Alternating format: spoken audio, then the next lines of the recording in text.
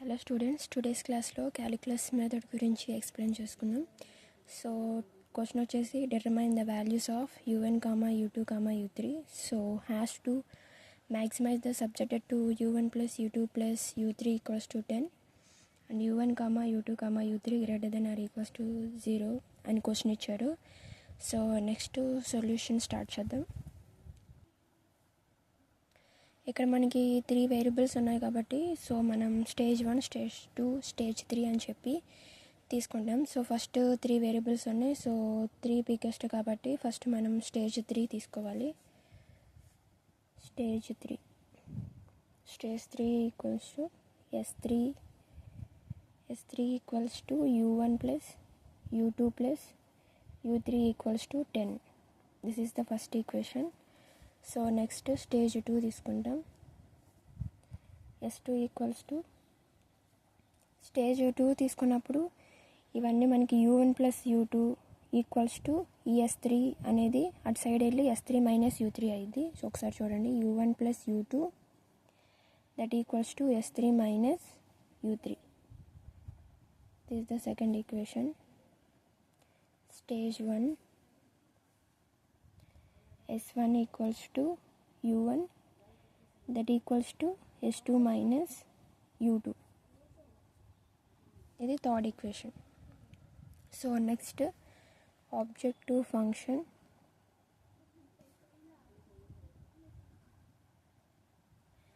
Stage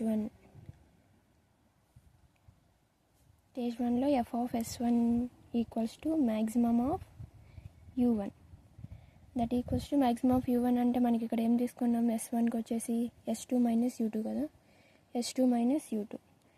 this is the fourth equation. So next stage 2 f of S2 that equals to maximum of S2 అంటే u1 into u2 కదా, 2 variables u1 into u2. So u1 అంటే ఇప్పుడు మనకి ఏంటి, S2 minus u2 కదా, u1 అంటే S2 minus u2 into u2. So this is the fifth equation. So next చూడండి, so ఇక్కడ మనకి ఫిఫ్త్ ఈక్వేషన్ వచ్చింది కదా. So next do into f of S2 by do into u2 that equals to 0కి equal చేస్తాం. So next f of S2 అంటే S2 minus u2 into u2 divided by do u2 equals to 0. So ఇది మనం ఎలా రాసుకోవాలి, into multiplication చేసుకోవాలి కదా, S2 into u2 minus u2 square. So that side వెళ్ళేది 0కి ఈక్వల్ అవుతుంది. సో నెక్స్ట్ S2 మైనస్ దీని డిఫరెన్షియేషన్ చేస్తే 2u2 equals to 0. S2 equals to 2u2. మనకు ఇప్పుడు కావాల్సింది u2 కాబట్టి u2 equals to S2 by 2 కింద రాసుకుంటాం. So this is u2. Next substitute u2 in equation 5. So equation 5లో మనం u2 అనేది సబ్స్టిట్యూషన్ చేసుకోవాలి. సబ్స్టిట్యూషన్ చేసిన తర్వాత ఎలా వచ్చేది ఒకసారి చూడండి. f of S2 equals to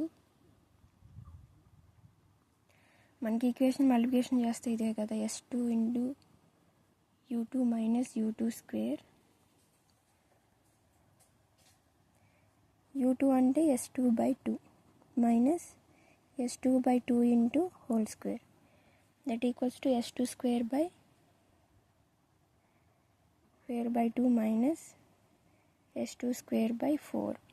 అప్పుడు మనకి ఏమొస్తుంది, S2 స్క్వేర్ బై 4 వస్తుంది. ఓకే, దీన్ని f ఆఫ్ S2 అని అనుకోవచ్చు లేదా f స్టార్ ఆఫ్ S2 అని అనుకోండి. నెక్స్ట్ స్టేజ్ 3 ఎలా చేయాలని ఒకసారి చూడండి.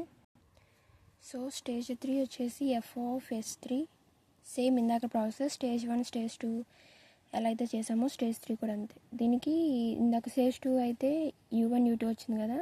So f of S3కి u1 u2 u3 వస్తుంది. So maximum of f star of S2 maximum of s2 square by 4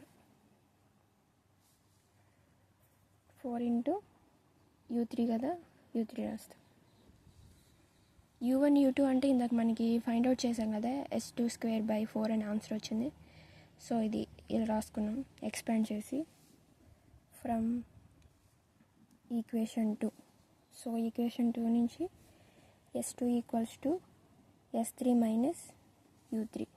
okay, next s3 minus u3 అంటే s3 ఇక్కడ మనకి ఏమొచ్చింది, s3 minus u3 into whole square by 4 into u3. Equation 2 నుంచి ఇక్కడ మనకి from equation 2 అంటే s2 equals to s3 minus u3 కదా. So s2ని ఇలా మనం ఎక్స్పాండ్ చేసి ఇంటూ u3 కింద రాసుకున్నాం. ఒకసారి ఈక్వేషన్ 2 చూపిస్తాను చూడండి. ఈక్వేషన్ 2 ఇక్కడ ఉంది కదా, s3 minus u3, s2 equals to s3 minus u3 కదా, దాన్ని ఇలా ఎక్స్పాండ్ చేసి రాసుకున్నాం. దీన్ని ఎలా రాయాలంటే ఫ్రమ్ ఈక్వేషన్ 2 నుంచి u3 by 4 into s3 square plus u3 square minus 2 into s3 u3 అంటే a minus b whole square లాగా ఉంది కదా. సో u3 డివైడెడ్ బై 4 కామన్గా తీసాం. నెక్స్ట్ 1/4 ఇంటూ ఈ u3 అనేది లోపల ఉన్న అంతా మల్టిప్లికేషన్ చేస్తాం. s3 square u3 plus u3 cube minus 2s3 u3 square. Next differentiate with respect to u3 and equate to 0.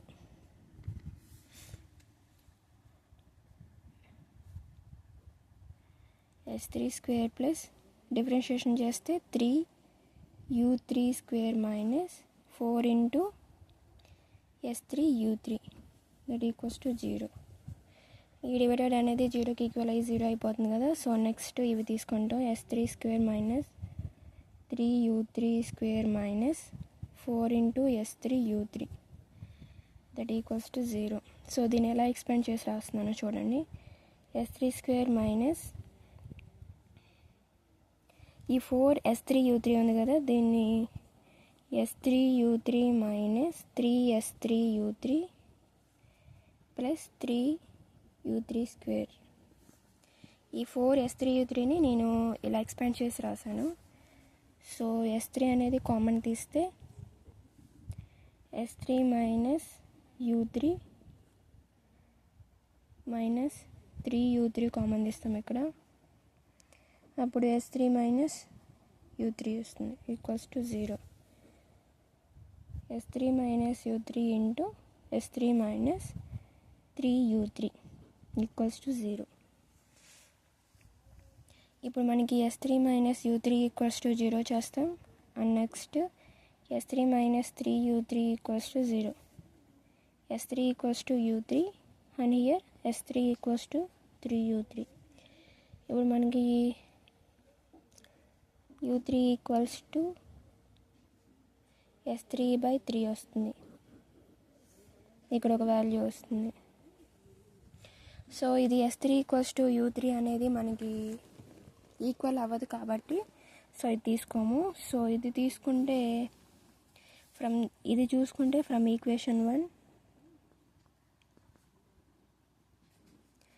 Wear s3 equals to 10 కదా, అప్పుడు u3 ఏమైతే 10/3 వస్తుంది, మనకి u3 వాల్యూ వచ్చింది.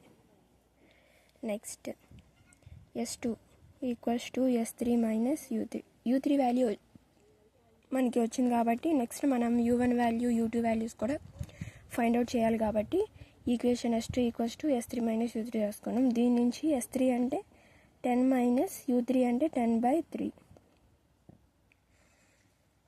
అప్పుడు 20/3 వస్తుంది. ఇది s2 వాల్యూ. మనకు కావాల్సింది u2 కదా, సో దాని నుంచి అలా ఫైండ్ అవుట్ చేయాలి చూడండి.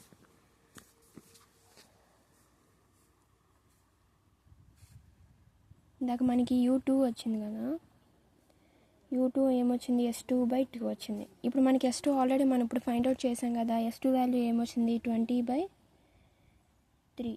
ఇంటూ ఆల్రెడీ ఇక్కడ 2 ఉంది కాబట్టి 1 into 2 2 times 20 that equals to 10/3. u2 value కూడా వచ్చేసింది.